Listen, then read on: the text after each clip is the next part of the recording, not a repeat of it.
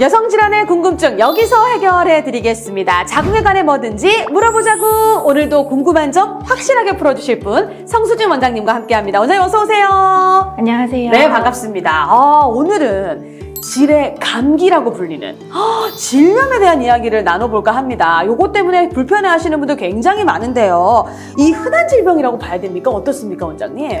맞습니다. 질염은 여성이라면 이제 나이를 불문하고 한 번쯤은 겪어봤을 법한 여성형 감기라고 생각을 하시면 됩니다.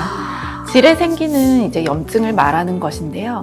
관계에 의해서 생기기도 하고 네. 관계가 아닌 원인에 의해서도 질염이 발생합니다. 그렇다면 이제 질염이 생기는 원인이 또 있을 것 같아요.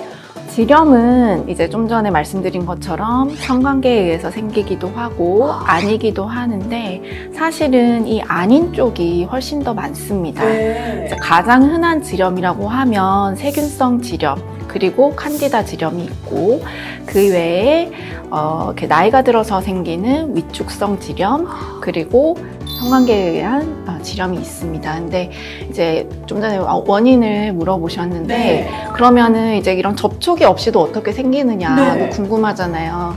세균성 질염은 원래 우리의 질 안에는 질 내부를 가장 좋게 만들어주고 있는 유익한 균들이 살고 있습니다. 네. 그 균들을 락토바실라이라고 부르고 이 락토바실라이들이 정상적인 세균총을 유지하면서 질 내에 누군가 침입자가 들어왔을 때 얘네들이 더 이상 살지 못하게끔 만드는 역할을 합니다. 그런데 어떤 원인에서든지 이런 그 유익한 균들이 죽어버리는 상황이 생기면 방어를 해주는 얘네들이 없으니까 그러네요. 질이 갑자기 이제 안 좋은 애들로 갑자기 늘어나게 되면서 세균 침투가 되면서. 그렇죠. 그런 것들이 이제 혐기성 세균들이 늘어나게 되면서 세균성 질염이 발생하는데 네. 사실 이 혐기성 세균들도 질 내에 살고 있습니다. 근데 이제 다만 얘네들 힘이 없는 거죠, 처음에는. 그렇죠. 그냥 비율이 그냥 아주 5% 미만으로 적게 있다가 이 유익한 균들이 죽어버리면은 갑자기 얘네들이 막 증식하게 되면서 질염을 발생하게 됩니다. 그러니까 면역이 떨어져도 충분히 질염이 발생할 수 있다는 거네요. 네, 맞습니다. 그렇다면 이제 그 많은 분들이 잘 몰라서 방치하기도 하고 이게 질염인지도 모르고 이렇게 생활하시는 분들도 있을 것 같아요. 어떻습니까? 증상이 있는 경우에는 그래도 병원에 오셔서 치료를 좀 하고 하기도 하는데 증상이 미미하거나 이게 질염이라고 생각을 못 하셨던 분들도 있으시더라고요. 그럼 처음에 이제 질염의 증상 어떤 게 좀 있을까요? 네, 우리가 냉이라고 하는 거는 예. 항상 질에서 나오게 되어 있고 모든 냉이 안 좋은 건 아닙니다. 그래요? 네, 우리 여성의 그 생리 주기에서 배란 시기라든지 아니면 생리 직전 같은 경우에는 정상적으로 호르몬에 의해서 냉이 좀 더 늘어나기도 하는데 그런 냉이 더 그것보다 양이 많거나 아니면은 냄새가 나거나 색깔이 노랗거나 회색이거나 초록빛이거나 그게 좀 이상한 거죠, 색깔이. 네. 그리고 또는 하얀색인데 덩어리 져서 이렇게 막 뭉텅뭉텅 나온다거나 이제 이런 것들이 질염의 대표적인 증상이고 외음부가 가렵거나 관계를 할 때 통증이 있거나 하는 네. 것들도 질염의 증상이라고 생각하시면 됩니다. 그래서 이 증상이 느껴질 땐 병원에 오시지만 미미하게 느껴진다는 건 별로 생활할 때 모르고 있다가 그냥 넘어가시는 분도 있다는 거네요. 네, 그래서 주기적으로 오셔서 검사를 하시는 분들도 있기는 하거든요. 네. 그래서 이제 건강을 위해서는 1년에 한 번 정도는 체크를 하시는 것도 좋습니다. 근데 이제 이 질염이 자주 이렇게 또 재발하기도 하는지 궁금해요. 특히 칸디다 질염 같은 경우는 아까 말씀하신 면역력이 떨어졌을 때 또는 생리후라든지 아니면 임신 중 당뇨가 있으신 분이나 아니면 호르몬제 피임약을 먹고 있는 경우에도 잘 발생을 하는데 10% 정도에서 재발이 흔하고 그 재발이 매달 일어나는 분들도 있습니다.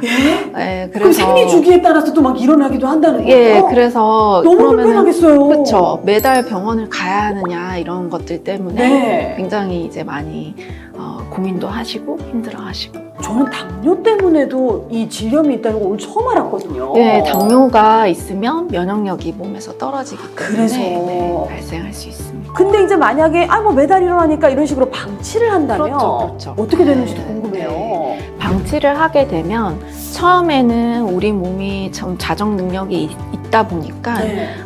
질염이 생겼다가도 좀 뭐 일주일 지나면 호전이 그냥 자연스럽게 되는 경우들이 있지만 이게 반복되게 되면은 질염이 위로 거슬러 올라가면서 자궁 경부에 만성염증을 만들어내고 네. 그리고 이러한 균들이 자궁 안으로도 흘러 들어가서 골반염까지 일으킬 수 있습니다. 진짜 무섭네요. 네, 근데 골반염 같은 경우는 특히나 미혼 여성이라면 자궁의 임신이나 아니면 난임까지도 문제를 만들어낼 수 있기 때문에 제때 오셔서 치료를 하는 게 좋습니다. 맞습니다. 병은 이제 시작됐을 때 빨리 잡는 게 중요한데 그 많은 분들 얘기를 들어보면 대중목욕탕에 가서 질염이 옮을 수도 있다 뭐 이런 소문도 있던데 이런 것도 사실인지 궁금해요. 모든 질염이 그런 대중목욕탕이나 수인성으로 전염이 되지는 않습니다.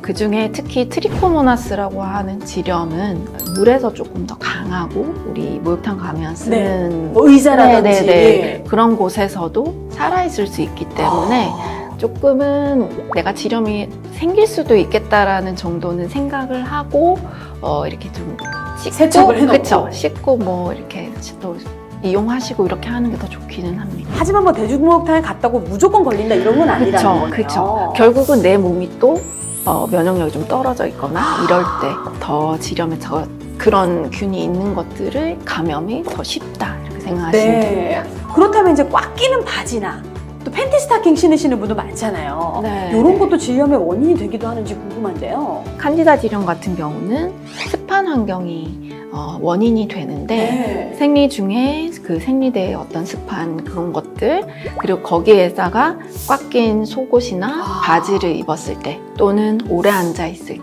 때는 습한 환경이 계속 지속이 되다 보니까 이제 칸디다 질염이 특히나 더 잘 생기고 또 칸디다 질염뿐만 아니라 다른 세균성 질염도 같이 생길 수가 있습니다.